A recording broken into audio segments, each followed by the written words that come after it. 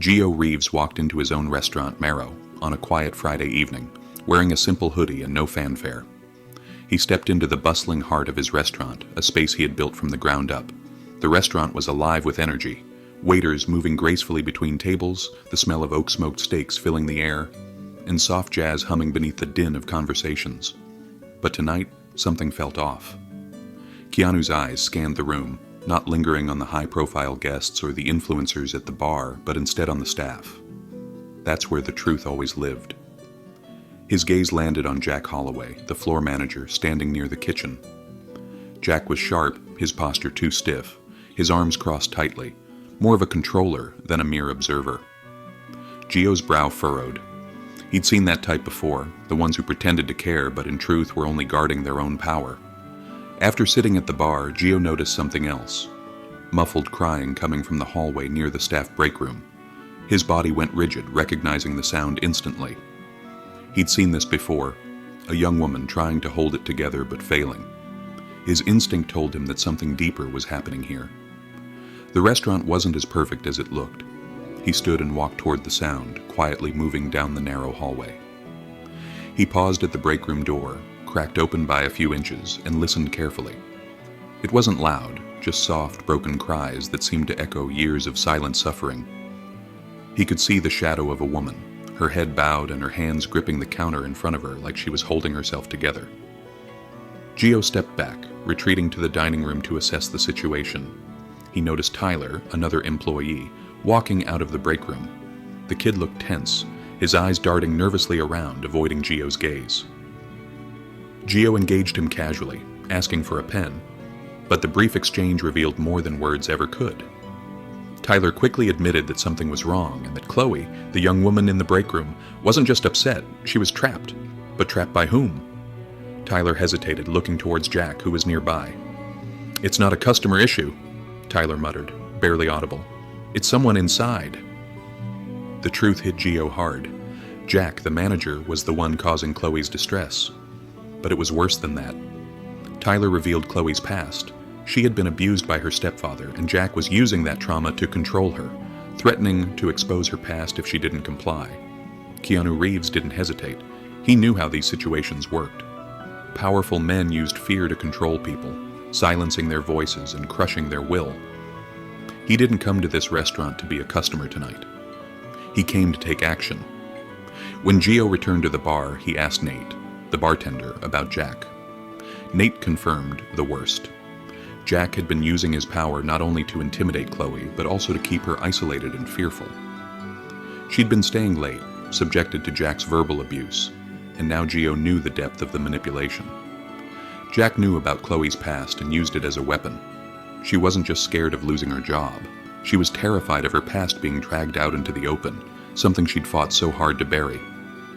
Gio could feel the weight of the truth settling heavily in his chest. Chloe wasn't just being harassed. She was being blackmailed by a man who preyed on her vulnerability. The restaurant with its perfect exterior was rotting from the inside, and Chloe was caught in the middle. As the night wore on, Gio watched Chloe interact with Jack again, and he saw it, the subtle flinch when Jack touched her arm. The fear was unmistakable, and it only made Gio's blood run cold.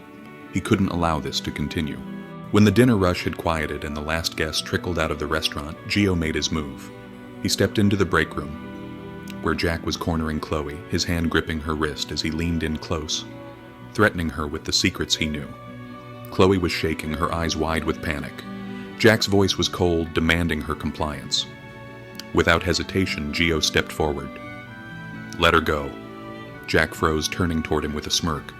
"Who the hell are you?" he sneered. "I'm the owner of this restaurant," Gio said calmly. He stepped into the room, eyes locked on Jack. "Step away from her. Right now." The atmosphere shifted immediately. Jack straightened, his arrogant composure crumbling in the face of Gio's authority. "This is none of your business," he tried to deflect. "It became my business the moment you put your hands on her," Gio replied, his voice cold and unwavering. Jack lunged without warning, shoving Gio violently to the ground. Gio stumbled back, hitting the metal shelving unit with a crash. Pain flared in his shoulder, but he didn't stay down. He rose slowly, the fire in his chest not from the injury, but from the fury building inside him.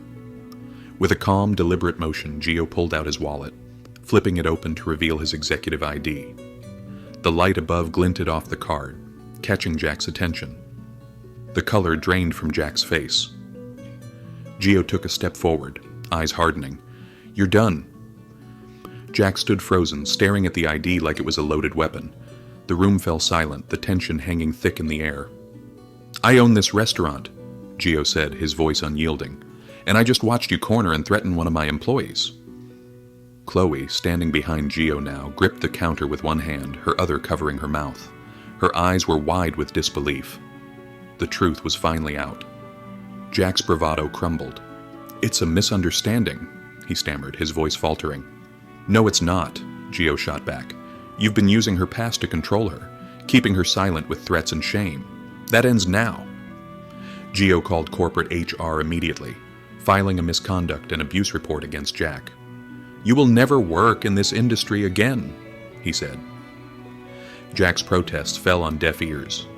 As Jack was escorted out of the restaurant, the tension in the air lifted slightly. The staff who had been watching from the sidelines were left in stunned silence. They had witnessed an injustice, and now they were seeing the consequence. But the damage Jack had caused wasn't so easily erased. Chloe, her shoulders still trembling but no longer from fear, sat quietly in the back with Tyler. Nate, the bartender, stood nearby. The truth was out, and it had shaken them all. Chloe whispered, "I wanted to leave so many times, but I couldn't. I thought maybe this was normal." Tyler shook his head. "It's not normal," he said softly. "It's not supposed to be." Gio addressed the staff, speaking about the system that allowed men like Jack to thrive. "What happens now," he said, "is that we rebuild. The system that silenced you all has to change. No one should feel afraid to speak up." Chloe, once trapped by fear, now wanted to be part of the change. Keanu nodded in approval. "Good," he said, "because change doesn't happen from the top down. It starts with people like you."